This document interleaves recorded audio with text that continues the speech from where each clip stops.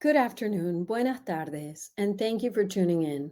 On behalf of all of us at the locally based, independently owned bookstore, Books and Books in Miami, Florida, and in partnership with GableStage and Miami Book Fair, it's my pleasure to welcome you to a virtual stage talk discussion with Claudia Rankin in conversation with Bari Newport to discuss the GableStage adaptation of Rankin's The White Card and many other things surrounding books and the theater.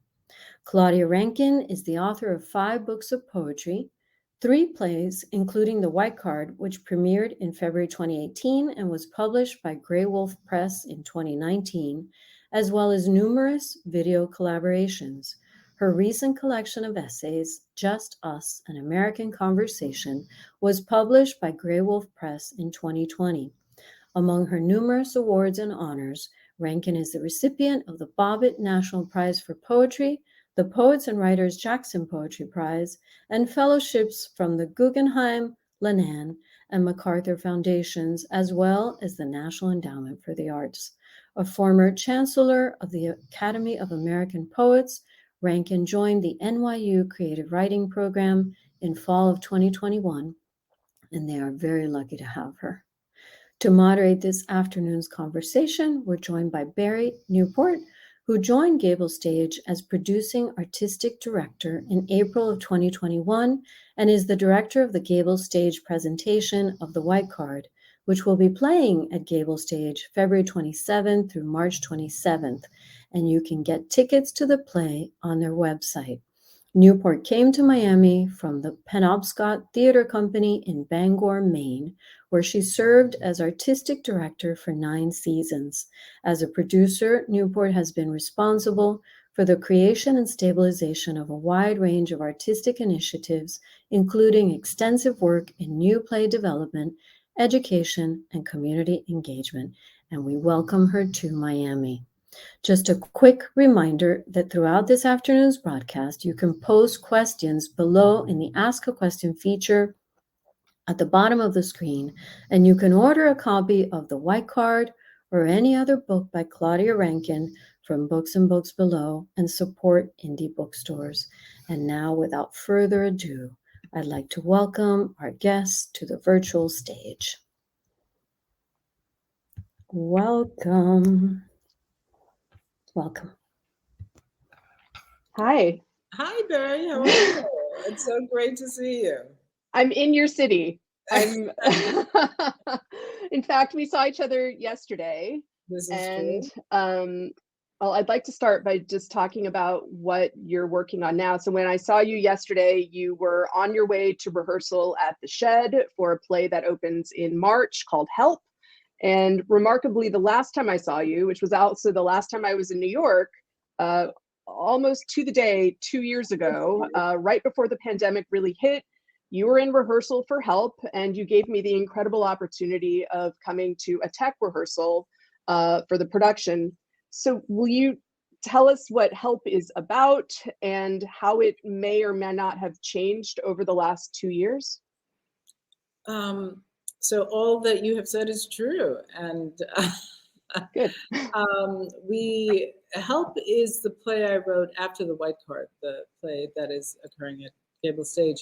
I wanted to really think about what it meant for Americans to be controlled by a governing body of white men mostly, and what it meant for white privilege to be a thing in the world that we are subject to. And so I wrote a piece for the New York Times. I think it was entitled, I wanted to ask white men about white privilege. And that piece got adapted into the play Help.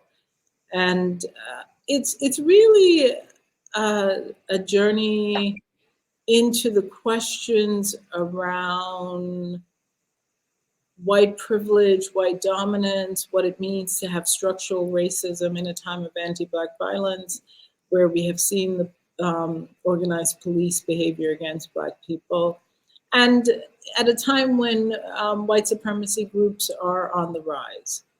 what does that mean for all of us as Americans?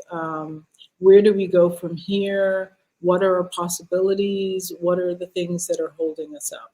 So the play covers that arena. I was going to ask you a question later, but I think I'll just ask it now. So the white card, I read a review about the white card at Penumbra, the Minneapolis exceptional theater company, and there was a line that said that it was unusual for a play there to only have one Black character, and Help also has one Black character. Both the white card and Help have a Black female character. Do all audiences, Black or white or any other stripe, look at the Black female character as the heroine always? That's an interesting question. I think in Help, she's certainly the central character. I think in the white card, her consciousness controls the concerns of the play after a certain point. So if that's how we're defining heroine, then yes. Yeah, you're right. Yeah, but does she win? No. Well, that's kind of why you're such an exceptional playwright, is because winning and losing isn't so clear. It's not so obvious. You ask the questions, I think, which is what makes. I mean, thank you, and I'm interested in the inquiry. That is yeah. So can you tell me about yourself as a playwright? When did you start writing plays? Why did you start writing plays? How were you first introduced to theater? It never occurred to me that I could write plays, and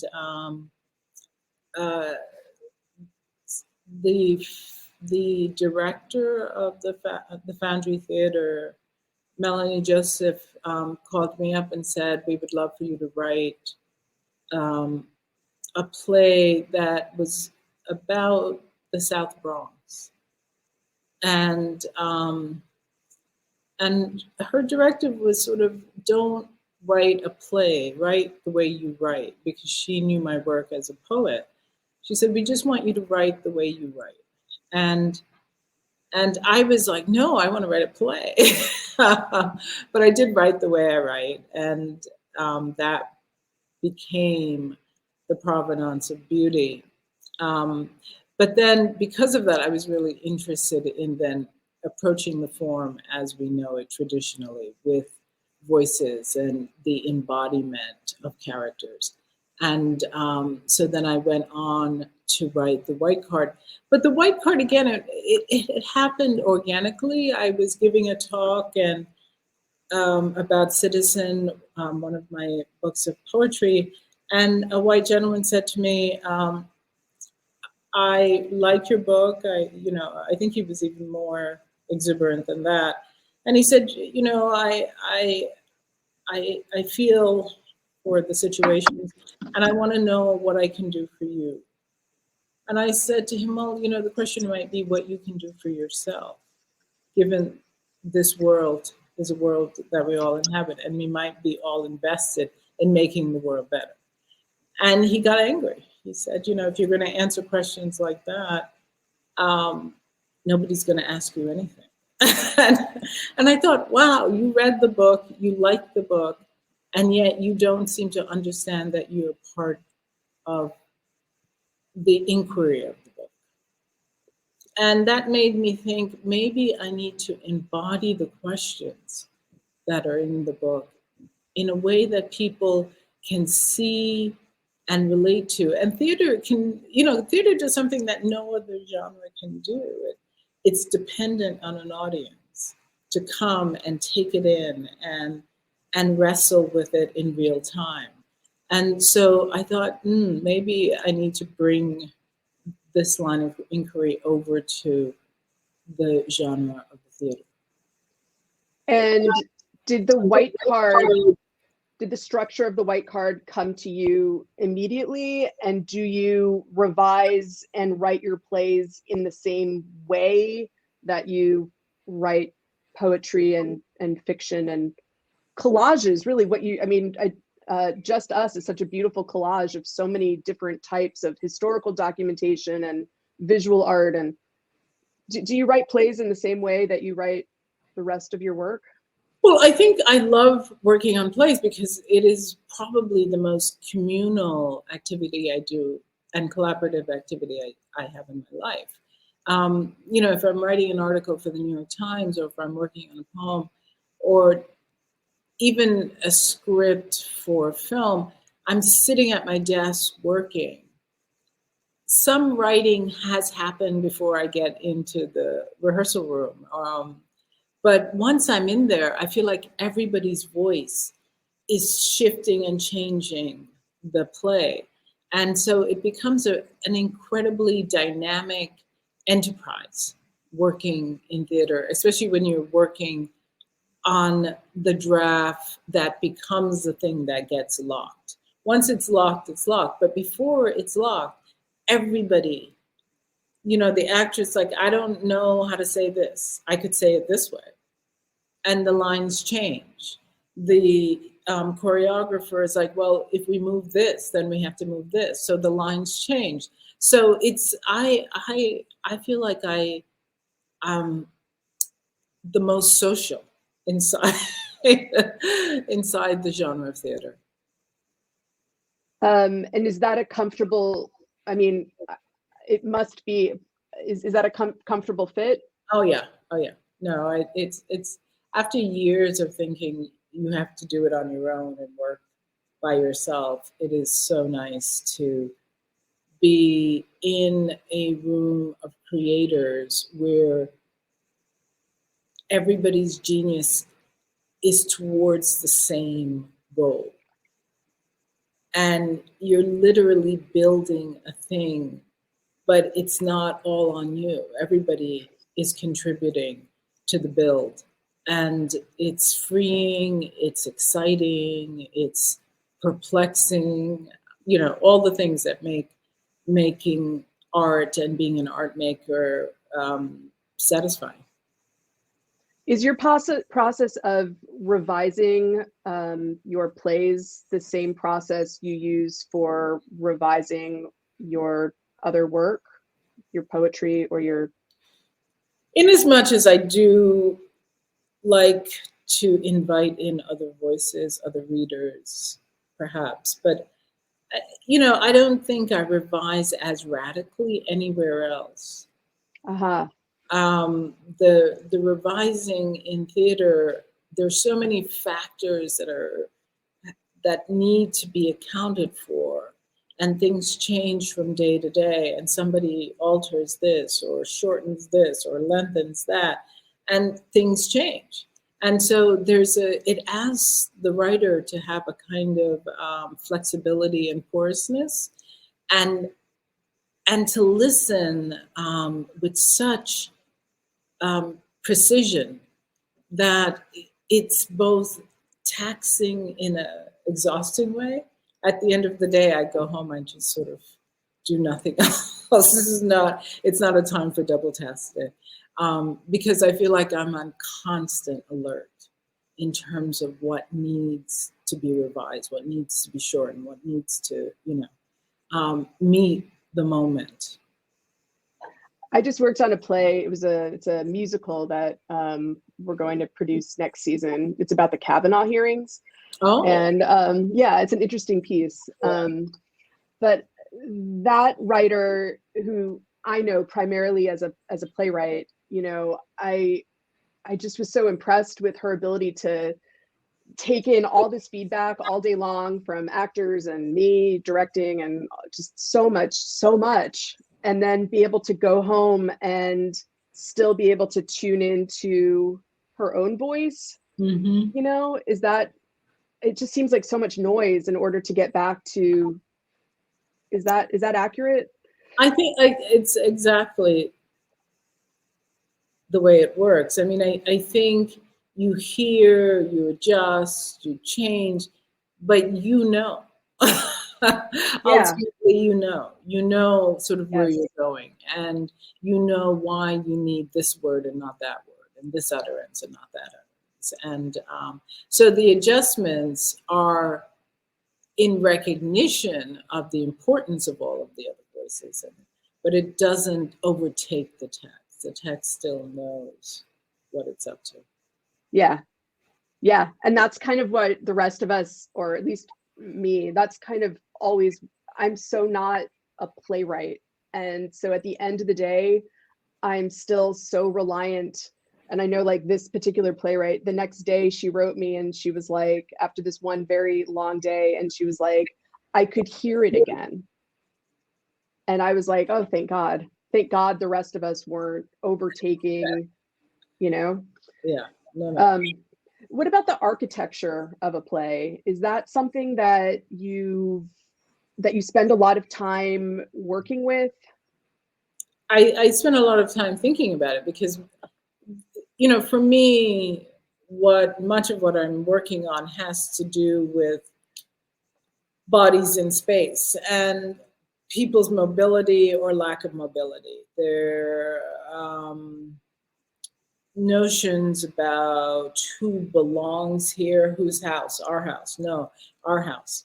And so I am both seeing it and experiencing it at the same time.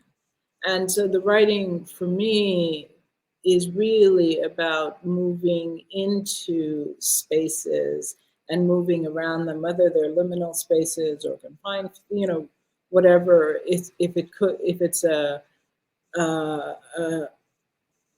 private home, as in the white card, or airport spaces, as in Help, it's still spaces that need negotiation. So I think one of the things I love about rehearsal process is you are both thinking about the words coming out of their mouths, the actors' mouths, and what they're doing, but also how their body is inhabiting the space.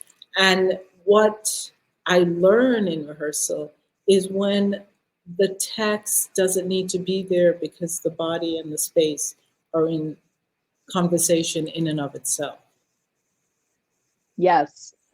Yes. Someone taught me a long time ago that in terms of casting, to look for as many shapes as possible. I personally spend a lot of time staging things because I'm very, very interested in space, the physical space. Of course, you're writing about metaphorical spaces too, which are actually, maybe they're not metaphorical. I guess they're not. I guess you're talking about space in all the ways. I love that you are able. Psychic space is a kind of metaphor. It's not concrete. Yeah. That's true. You're able to bring us into the space of uncomfortable, where we feel uncomfortable. And you're not afraid to have us wrestle with difficult conversations in that uncomfortable space. But you do it always with an element of poetry, always, I find, but humor too. Do you find that does that come easily to have difficult conversations? And then, I don't know, you seem to celebrate the idiosyncrasies of being human and being together as humans. Well, I don't see how you cannot, because that is what makes each of us individual. There are the bigger questions that are serious, but there's so much of life is the recognition of things that are funny. They're just funny for no reason, for good reason, for logical reasons, for misaligned reasons, but they're funny. And I think you can't be looking and not also see the humor in things. It's really the sugar that helps the medicine go down, though. I think, at least, especially for a white audience who may be afraid to step into such conversation. Well, I don't think of it when I'm writing that I'm trying to make it easier for white people to take their medicine. I don't even think I'm giving medicine. I feel like I'm trying to bring a lens on reality as I see it, and hopefully as we all see it and experience it. And inside that reality are human beings, and human beings bring with them a lot of complexity. One of it, one aspect being just kind of crazy illogical behavior, and sometimes it's how they say things and what they say, and so it's part of the. It's I don't even think that people say to me, "You're very funny." I had a woman say to me, "You should do academic stand-up." I was like, "What's that?" She's like, "You're so funny. You should do academic stand-up." But I love it. So I might have another career in my future. So the White Card has had a number of productions now, and I think it's opening in London, where is that right? 4 different theaters? I think it starts in Newcastle, goes to,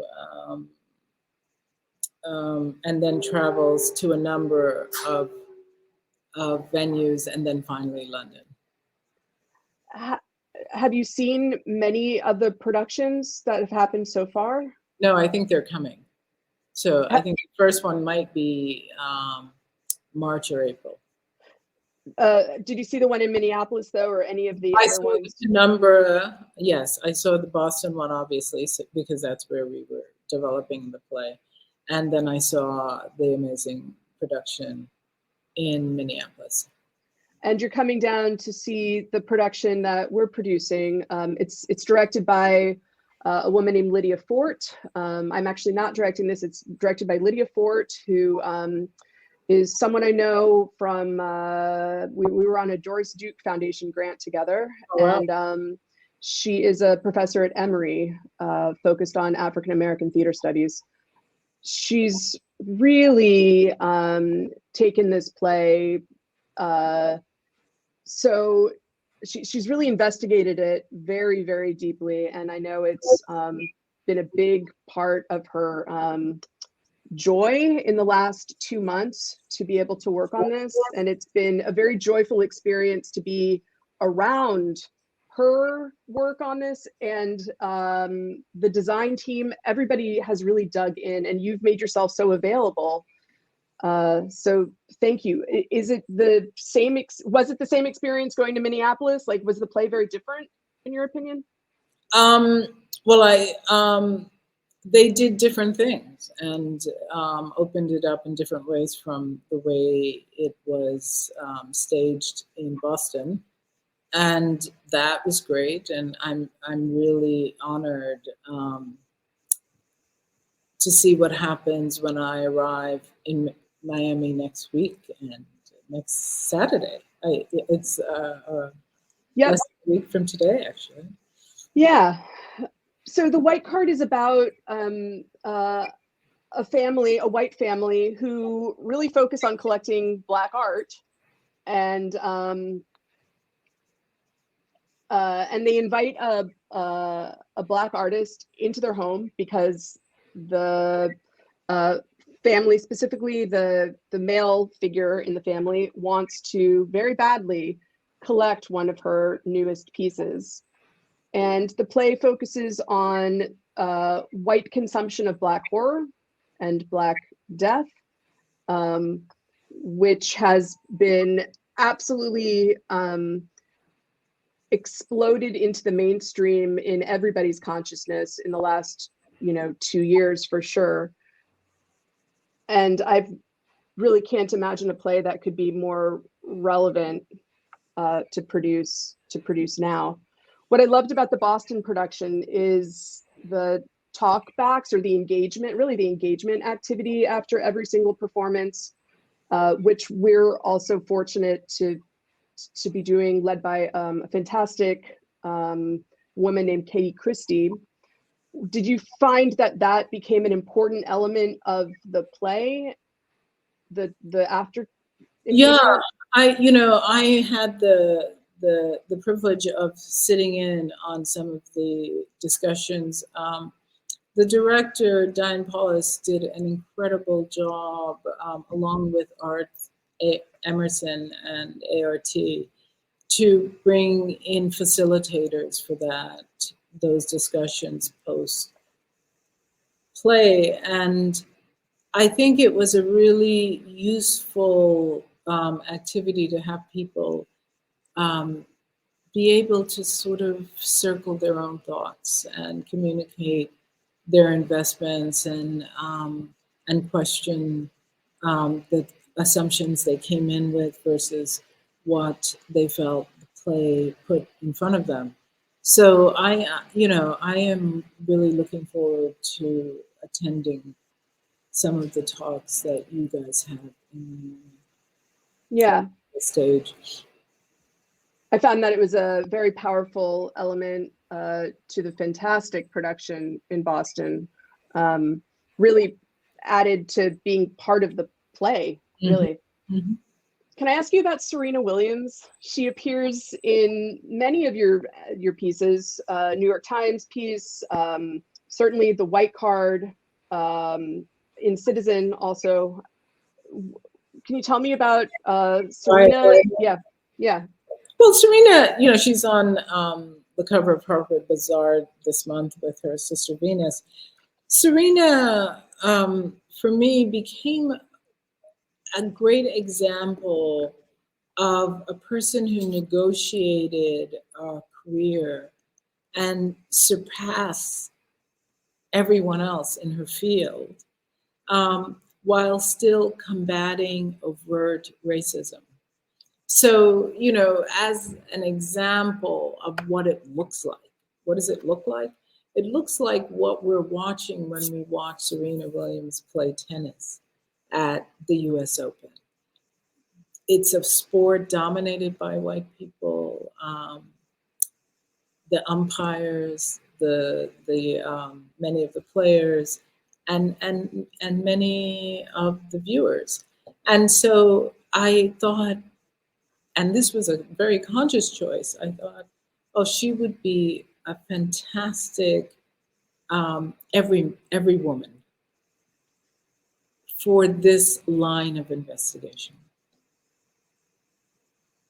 Yeah. It's a powerful, every time I see her name, I mean, I just think of power, Mm-hmm.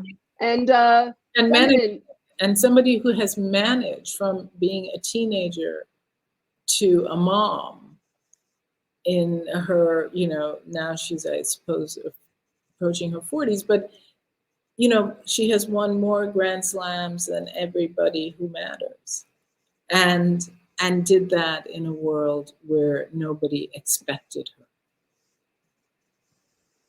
Yeah, exactly. And I believe she's a Miami resident. And she is a Miami resident. In fact, I met her in Miami. Yeah. Oh, yeah? Yeah. And do you mind telling what that was like? What does she think about being a part of your writing? Well, the thing I remember, I was asked to go down and interview her, and I was just so honored and overwhelmed that after the interview, I just went back to my hotel and slept for like 12 hours. But she was incredibly funny. I didn't expect that, but suddenly and she's tall, and stunning.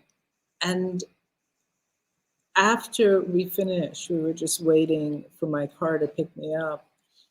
And I said, do you ever think of retiring? And she said, oh, Claudia,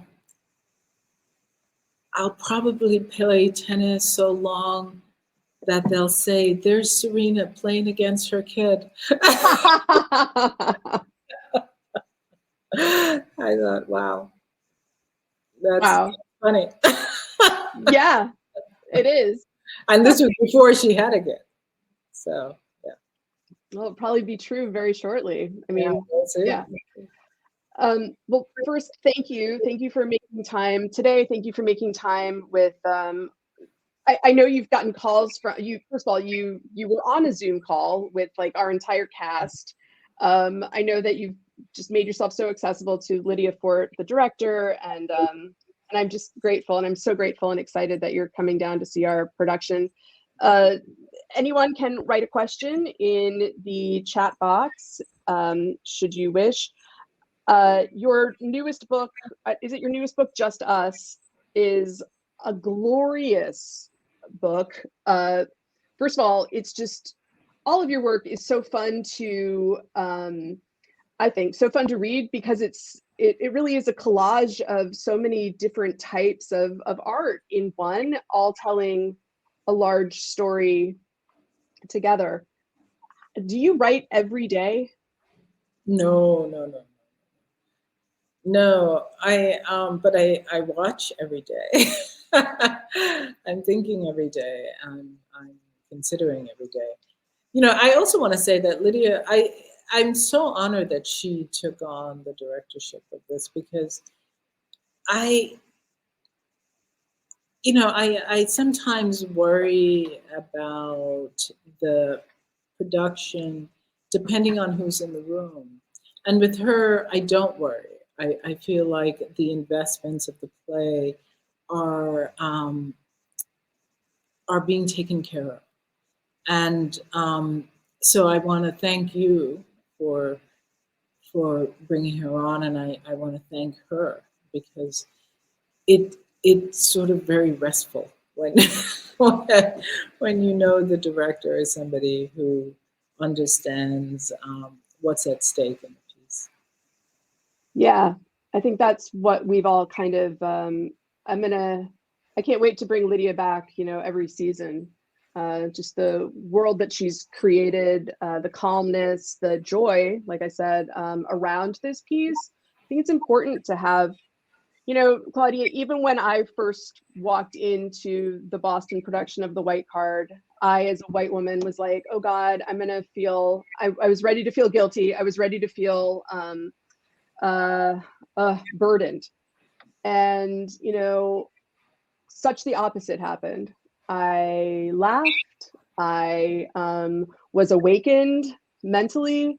And I also really loved it as a piece of theater, and I'm thrilled to be able to offer this as part of my first season. And I'm thrilled that Lydia is part of my first season too. We have a comment from Alice that says, thank you so much for all of your work, which has been very instructive to me as a white woman. Keep giving those quote answers. Thank you. Thanks, Alice. Thank you. And Claudia, to be clear, The White Card, it's not an adaptation of another piece. You wrote it as a play. Yeah, I wrote it as a play, but in conversation with the piece. With the moment that happened in the audience talking about Citizen. So it was not an adaptation at all. The guy said what he said, and I thought, hey, I should think about what it means for Black people and white people to talk together. Yeah, and how to make the conversation about race is not a Black person's problem, it's a white person's problem. And that's really the core, I think, of The White Card. I know, because it surprised me that white people felt that racism was happening without them in the room. Yes. It's like, you understand there's racism, but you don't understand that it happens when you are present or institutionally, because you were present. You were making decisions about what institutions could do and who they could hold and who they could honor.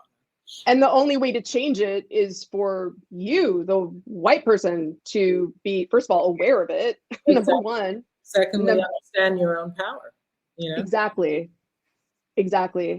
And I read something that you said that first you have to one has to understand that it's not that it's something that you necessarily did wrong. It's that it's centuries and centuries and centuries and centuries of institutionalized racism that you are just immediately conditioned to be a part of.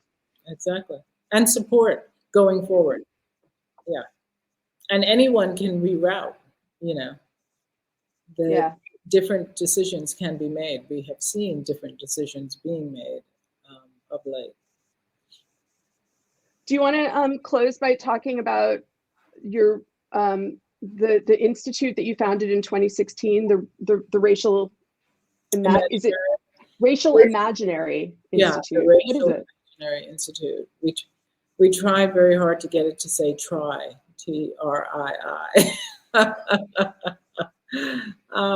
And it's an institute that is made up of curators because we understand how important cultural production is in terms of how a society thinks about different things. And race is a construct. It was made up. It was not, there's no difference between us, but somebody decided that white people were here and Black people were here. And that construct then, as made up as it was, began to accrue a lot of power and became concrete as an idea, even though it was a made up one. And so now the ramifications of that are huge. And the Institute really tries to look at the way something that was pulled from the imagination has played itself out in different segments of society. And so we sponsor talks, we have a website with images, texts, recordings, films that interrogate and investigate and reform how we think about these ideas. You're so knowledgeable and enmeshed in the visual art world too. How does visual art play a role in your life, but also in your work and in furthering some of this unraveling of racial construct? Well, I think, first of all, I think visual artists, they have been grappling with a lot of these issues alongside writers, and maybe in some ways even more aggressively than writers have. And this is going way back. This is Turner, the slave ship, his painting, the slave ship. So I've always been interested in how they were depicting those inequities that exist visually. I love art. I love, there's also that one just loves the genre, but it's also interesting to see how real world dynamics show up in paintings, show up visually, and to understand that those visual depictions are sort of putting ideas in our head, to put it that way. You see it, and it's not just a painting, it's the way the world is suddenly. And so it's been really interesting for me that we're in a kind of painting renaissance right now with people like Titus Kaphar, and so many others. I'm really interested in the work of Jennifer Packer, most recently. Just incredible that she's able to communicate on the canvas feelings around what it means to live in a white supremacist world, a world with commitments to white supremacy. So so I've learned as much from the art world as I have enjoyed looking at the work. The piece behind you, is that is that the Emily Dickinson piece? Yes, it is. It's the artist Jen Berwin. Yes, And I know her work. yeah, she's incredible. And I wonder if I can, if you Wow. see it, Whoa. you see that line that goes down the middle? It's to Yes. represent a page in Emily Dickinson's portfolios. When she wrote the poem, she had often pluses and minuses. And so Jen has taken away the words but kept the markings and then transferred them to the cotton batting, which would have been what they used to make paper back in the 19th century. And I'm lucky enough to have gotten her to do this piece for me. It's gorgeous and it's so interesting and fabulous homage to poetry and leaving a poetic life. Yeah, the lyrical can live visually too. So there it is. Exactly. And your lyrical, in all the ways, lives on the stage beautifully. And I'm thrilled that you're able to come down and thrilled to be able to offer the Miami community your work on stage. The White Card, is it your only published play? I believe at this point, yes. Yes. So folks are welcome to visit Books and Books. And one of my goals, I've just started in this position at GableStage, but I'd love to have a play reading group. I know Books and Books has many book clubs, but I'd really love to be able to have a group of people reading the plays before they see them. What do you think of that? Do you think does that ruin it in some ways? I don't think so. I think more information is more information, and it's really great to read and understand sort of what you think you're seeing and then see it. So I think it's a great idea. I will join up. Let's do it. Let's do it. All right. I love that idea. Let's do it. Let's do it through Books and Books. Let's do it through Books and Books. And I can't wait to see this production. I'm so excited. I've jotted down just some things from the conversation. It was so interesting. I loved watch, think, and consider. I'm always watching, thinking, and considering. And then the whole idea of like anyone can reroute. And yes, that's so true. And just so many beautiful things that have come out that I want to hear more about, actually. So I hope we'll see you in Miami while you're here. And if you don't know Miami, there are lots of great visual arts collections, the Bakehouse, the Rubel Museum, the Paris Art Museum. So hopefully you'll Christina, get we'll be hosting Claudia at a brunch at the International Contemporary Art Museum, where I believe, Claudia, you're speaking later in the spring. Yes, that's good. And then we are hosting a brunch for the Perez Art Museum Board of Directors in relation to this play on the following day, on Sunday of opening weekend. Great. I didn't know that. That's wonderful. What a nice connection. Okay, so you're going to have hopefully a wonderful visit. Yes. Miami. And we can't wait to see you. And we hosted Serena when at one point, and she was so lovely, so down to earth, and just so much fun. So, and it was really remarkable to meet her. I agree with you. Oh, yes, it was wonderful. Yes. So thank you both.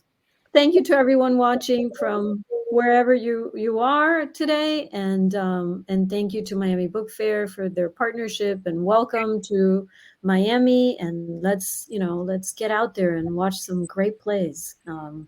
Thank you very much for joining us today. Bye-bye. Okay, bye.